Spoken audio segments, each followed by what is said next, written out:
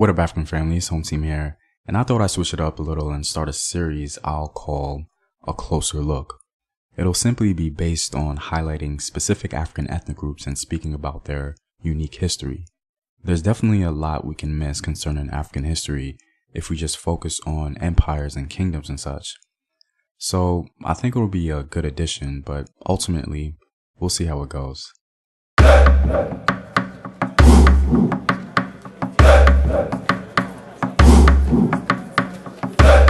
And as always, if you want to support the home team and gain access to sources, courses, and exclusive videos, you can do so on patreon.com. The link is in the description box below. I wanted to talk about a largely ignored ethnic group in Africa that I think has a very unique and interesting history. The reason I think their history is unique is because they seem to be one of the few African people who've had a very long and visible ancient history with little to no information about them. The people I'm talking about are the Newir people of South Sudan. Now, Newir people live mostly in southern Sudan, but they also inhabit parts of western Ethiopia. The Newir call themselves Na'ath, meaning human beings. And oral tradition indicates that the Na'at migrated south from the drought-ridden area of Kordofan around 1700 AD. They occupied a huge Dinka territory and increased their territorial domain. In this process, many Dinka were absorbed into the Na'at culture. Many scholars state that most Na'at have a Dinka background. Still, others believe that Na'at have a Luau origin like the Enyua and Shilluk. The Na'at and Dinka have similar cultural traditions. The split into different ethnic groups probably occurred due to conflict over cattle, and they have maintained an on and off conflict over the last 300 years. Scholars tend to go back and forth as to the origins of the Na'at ethnic group, but according to one Na'at elder within the community, he has this to say in a sort of poetic style concerning their origin. The cultural system and political system is what differs between the Dinka and Na'at. The Na'at and Dinka were all one. The Dinka was the older and the Na'at the younger.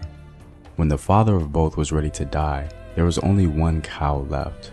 He called the Dinka and he was given the cow, and the Na'at was given the calf. When the father divided the property, the mother called to the Dinka, who was loved by the mother more because the Na'at was the troublemaker. So the Dinka son and the mother were together. When it was time to receive the share from the father said to the Na'at, "You must take the calf because it'll reproduce." But the older Dinka pretended to be Na'at, and the next morning he deceived his father and received the calf. The next morning, the Na'at son found he had the old cow. So his father said, "You can go after the cow. If you get it, good. It is up to you." So this is our problem today. The Na'at always have rotten cows, and when we raid Dinka cattle, it is because they are ours. The Dinka will not deny this. Now, whether the story is true or not doesn't really matter because it points to a very important feature in Na'at worldview and the relationship they have with their closest neighbor. So according to him, it would seem as though a long time ago, the Dinka and the Na'at were one. The Na'at call the supreme deity by the name of Quoth or Spirit. Quoth is the omnipresent creator of the universe. He is identified with the sky, which makes all that is above sacred. He is also called Quoth Nehel, spirit of the sky. The Na'at say he is like the wind. You cannot see him, yet he is everywhere. He reveals himself through natural wonders such as rain, thunder, and lightning. He is addressed in prayers as Quoth Gwawa, spirit of the universe. He created ritual and custom, providing some men with belief and others with nothing. Sustainer of life, he is called Yan, a living being, whose Ye is the breath that gives man life. Na'at believe Quoth is their friend, whom they call on in times of sickness. He is their protector, often called Guandong, ancestor or grandfather. Quoth can also be angry and is deemed distant because of his faraway presence in the sky. He participates in man's affairs, but does so through the aid of other spirits that haunt the gap between heaven and earth. Quoth has the power to bring death and take and protect souls. When the Na'at die, they believe it is natural, but ultimately attributed to Quoth.